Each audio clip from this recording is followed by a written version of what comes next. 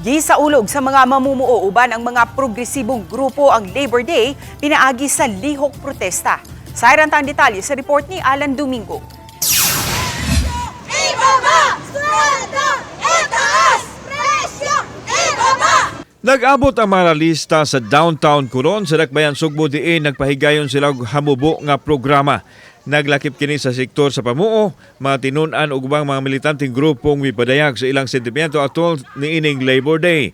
Gisinggit nila ang aumento sa sulan diin dili na igo kuno ang kinitaan sa mga yanong trabahante tungod sa epekto sa krisis karon. Pero kung atong mga mamumuo ang atong pangutan-on, grabe kayo nga naglisod ang atong mga mamumuo kay tungod kay bubo ang sweldo. Mahal ang paliton nun. Gawa sa panawagan alang sa dugang sulan, gipadangat usab sa grupo ang halapad nga pagpanaktak sa mga trabahante.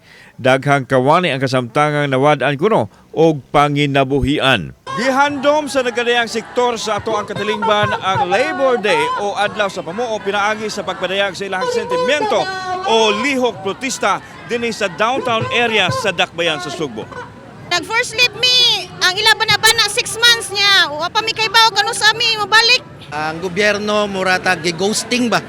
Na murag wala ta gibali wala ang tanan natong mga hangyo, demanda, sugyot para at least man lang makasugakod ang kinabuhi ng mamumuo panahon karon sa krisis.